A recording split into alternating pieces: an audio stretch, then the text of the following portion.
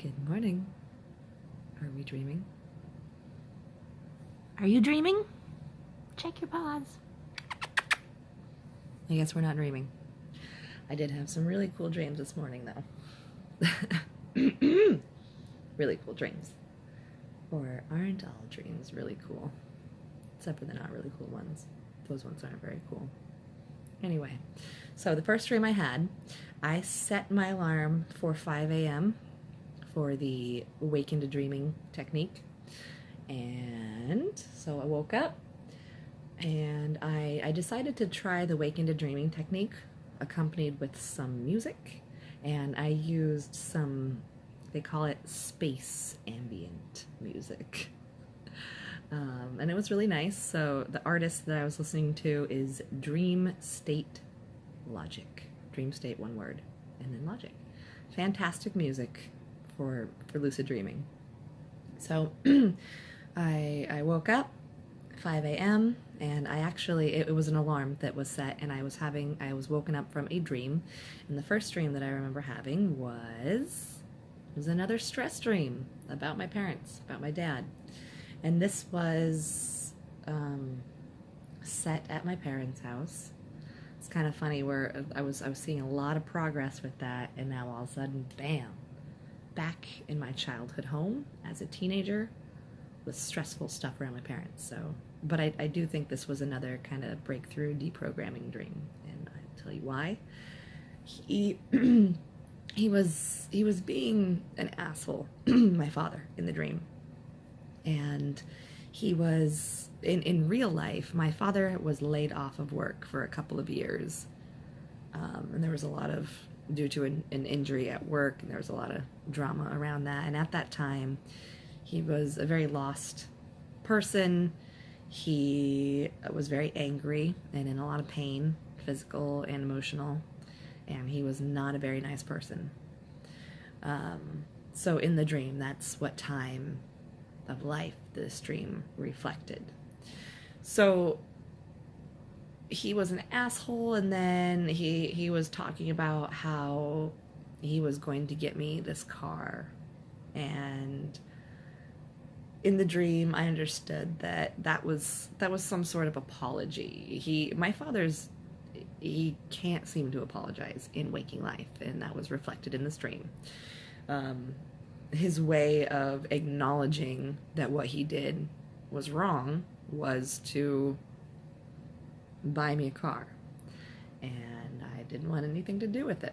I'm like, okay, cool, I got a car. You're still an asshole, and I'm still angry at you for being an asshole. So I didn't accept his apology, and I was very angry and very frustrated, and I wanted him to feel the same way I did. So he went to give me a hug to kind of, like, it was also his nonverbal way of expressing that he feels bad. But sometimes that's just not enough. You have to actually apologize to people sometimes, even though apologizing isn't fun. It's very uncomfortable most of the time. But it's worth it, and it shows the person that you are willing to put yourself through that discomfort to show them that, yes, you really are sorry. That's why verbal, sincere apologies are very important, accompanied with action. Anyway, so he goes to give me a hug, and usually I'm the type of person that I'll hug a family member even through conflict. Like, yeah, we're still arguing, but I'm going to give you a hug before I leave. I decided not to. Then I was starting to become partially lucid, and I remember my emotional logic, thinking, I am so frustrated, I'm so angry, I want to relieve this frustration and anger by hurting him back. Not giving, like, withholding physical affection is very manipulative and very hurtful. So mean, huh, kitty? It's not right. And like, so he goes to give me a hug. I turn my back, and then I slam my door in his face. And I can feel this heavy silence and disappointment on the other side of the door.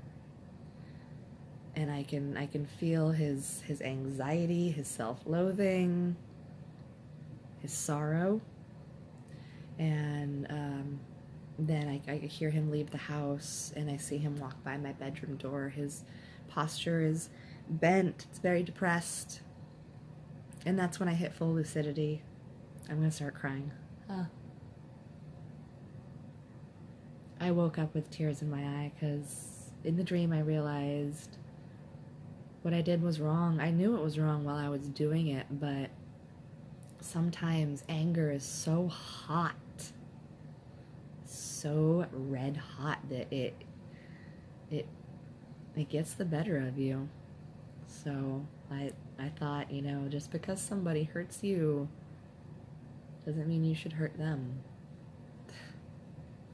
That's not self-defense. That's just emotional weakness. And I was sorry I did that. Yeah, there were better ways for me to go about that. I didn't need to bring myself down in emotional maturity to get that frustration out. So I woke up from that dream, and I was like, wow, shit, that was profound. So that's why I think that was a deprogramming dream. It was taking me back to a stressful situation, something that I've had in my brain as a memory and as what I draw my reactions from, and I was able to act out the situation in a safe place in my dreams and change it. And I woke up with a different attitude. So not if, but when that situation happens to me again in real life, I'll be able to deal with it better. So yeah, there's an example of my dream theory, my theory that dreams can help with PTSD, anxiety, trauma, programming. It's not just about the 3 F's. Okay, and I had another dream. In this dream, I woke up, it was dark, and I decided to walk to my back patio. And it turns out my back patio was through these curtains, because the back wall of my condo was the big, thick wall of glass. It was very fancy. And everything was kind of modern looking, much more modern than I'm used to. And I thought, oh, I think I'll go for a walk. And so I went out the glass door, and it was still dark outside. So it was probably like 5 a.m. in the dream. And I'm walking down this concrete path, and I've got no shoes on. I'm wearing a bathrobe, and I see green grass, and it's really dark, so it's kind of hard to tell the details at this point. But I see a silhouette of this little community building. So I go in there, and it's got, I really like office carpet. I have a thing about texture. Office carpet is great. It's not too thick. It's not too thin. It's just the right amount of texture. And I got all excited. I was like, woo, I've got bare feet, and I've got the perfect carpet texture to dance. I'm going to boogie on down and have some good dance practice while the sun comes up. So I start dancing. I'm feeling the carpet with my feet. And I start spinning. And I start spinning around and around and around, and I start waving my arms up and down to make the fabric kind of like flow up and down with me. So cute. And then I start thinking, this is when I start catching a little bit of lucidity. I start thinking, I'm not dizzy yet, and I'm spinning and spinning and spinning. And then I think, whoa, if I could just do this in real life. And then bam, oh yeah, in real life. I'm not in real life right now. I'm in a dream. And I was thinking, oh, if I could just do this in real life and get used to it like this, I could be one of those whirling dervishes and get into that meditative state. And then eventually a woman comes in with a book, and other ladies follow her, and there's a book club, and I say, all right, well, I guess I'll see you guys later. Enjoy your book club. And I exit the building, and I walk down the path again, and it starts to rain, and the rain smells amazing. I can hear it on the concrete path I'm walking. I can feel it on my bare feet. Concrete especially the smoother concrete, the type that's like in pool houses and stuff, has a very particular texture. Also in my dreams. I really like that texture. So I was enjoying that, and I was walking along. It eventually became daylight, and then the park was full of families and people of all colors, sizes, races, ages, and everything was kind of futuristic looking. There was devices, there were people kind of like hovering on things, and I just had a feeling that it was like Portland. If Portland gets much better instead of much worse, it's Portland 200 years from now, when we're all like got our bionic bodies and getting into the transhumanism and stuff. So I'm walking along the path, and I see this tall, young, slender fit white dude with a very fancy, expensive carbon fiber road bike. And then I notice also that there's like vomit kind of spewed everywhere, and these kids have stopped by this cyclist to check on him, and they're like, "Hey mister, are you okay?" And he's like, I'm fine, nobody worry, I've got it handled, I'm covered, I'm totally good, there's nothing wrong, blah, blah, blah. There's nothing wrong with me, I've never been better in my life, kitty. And so he was just trying to cover it up, and the kids were like, okay, and they ride away. And I asked him if I could help him, and he's like, no, I'm fine. And I'm about to go on my merry way, but then I realize, because this relates to a dream that I had a couple of days ago, where I was going to help someone, decided not to, because they were like, I don't need your help. And then I decided, wait a minute, you do need my help. I'm going to help you anyway.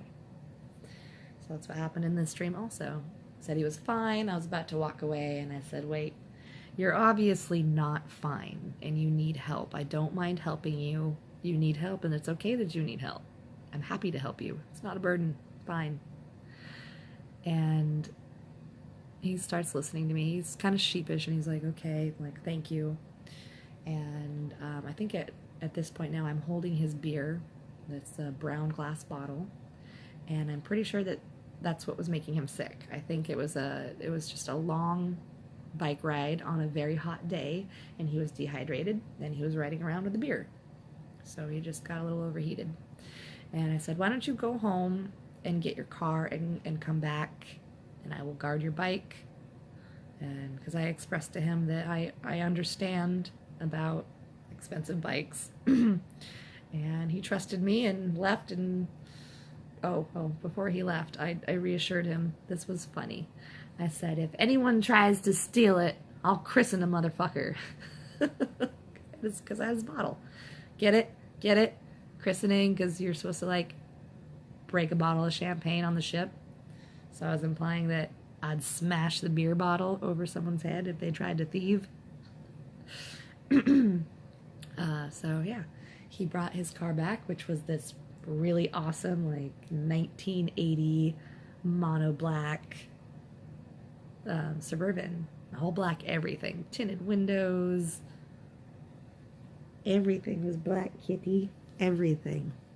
And he got his bike, said thank you, and went on his way. And then I noticed the entire park, everybody was leaving, walking towards this building, which I guess was the gymnasium. And I've had dreams about this very same gymnasium before, in many different dreams, like community events, school. Sorry, here, edit.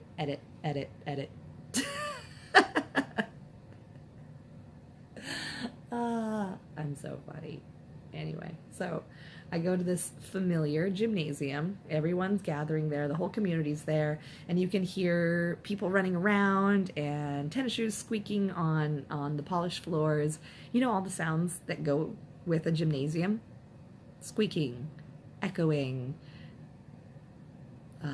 maybe basketballs echoing and pounding on the floor.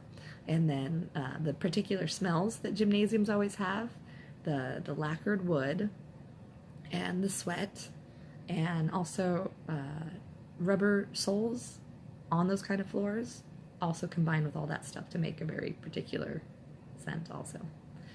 Sorry, I'm really tactile. You'll get used to it eventually.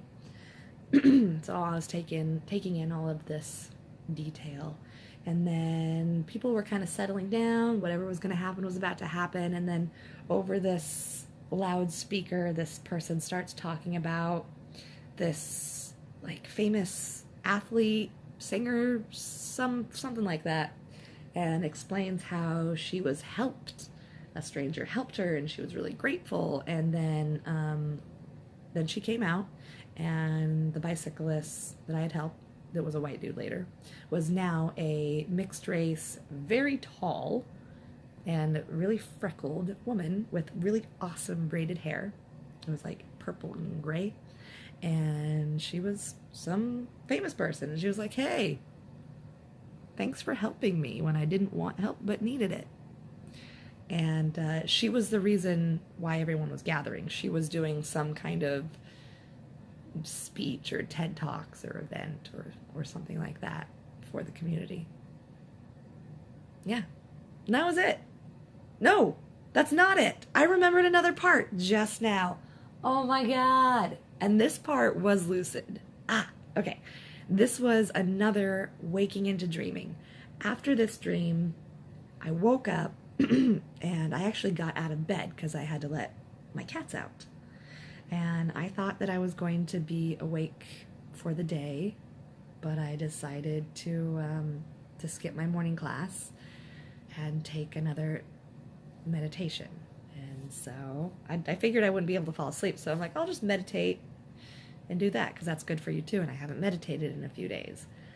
But I actually fell asleep on accident, which surprised me. And I went back into the same scene. It was the same place, the same day, the same people. And I was in, so I guess there was the gymnasium, and inside the same building the gymnasium was in, there was another little community room that had lots of people.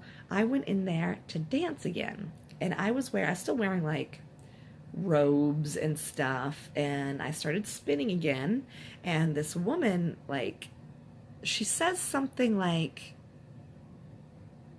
your nasty flesh is showing when you spin or something. And when I would spin, a little part of my shirt would lift up and show, like, not even my belly button, but just like the tiniest bit of flesh. This woman was having like this prayer meeting. And she was obviously one of those over the top, really conservative Christian people. And she tried to shame me. And she also like kind of tried to do it on the down low. And she was like, blah, blah, blah, blah, blah. You're being inappropriate. You need to leave. You should be ashamed of yourself also, by the way.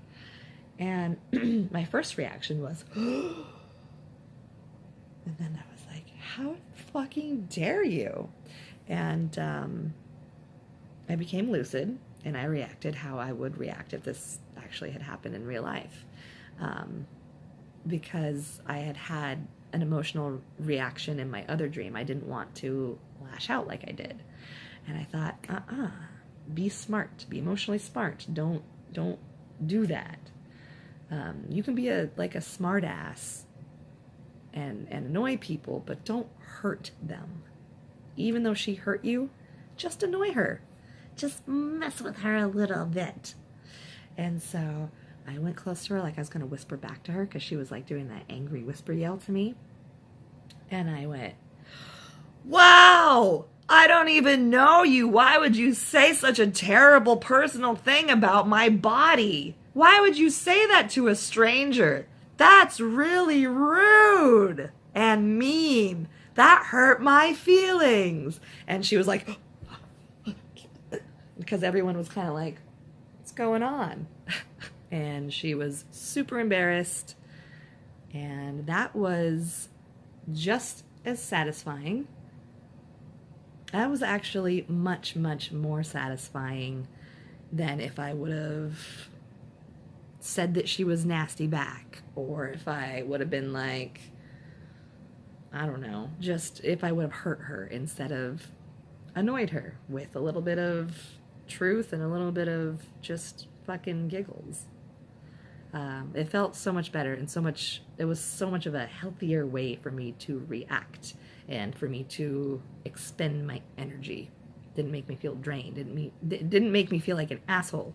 Didn't make me feel squashed down to her level. I was like, Nelson laugh. Ha ha. It was good. Then I woke up, and here I am. So, lucidity is coming to me very slowly, and it's not just, bam, I'm lucid. Okay, well, I can do anything I want.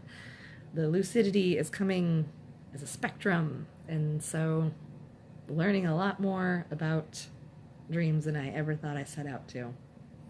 I also have a really, really cute cat. Look at that. Like, ow. I didn't say nice, I just said cute. Disturbingly cute. Boop. Okay, guys. Oh, shit. Sorry. I did that thing.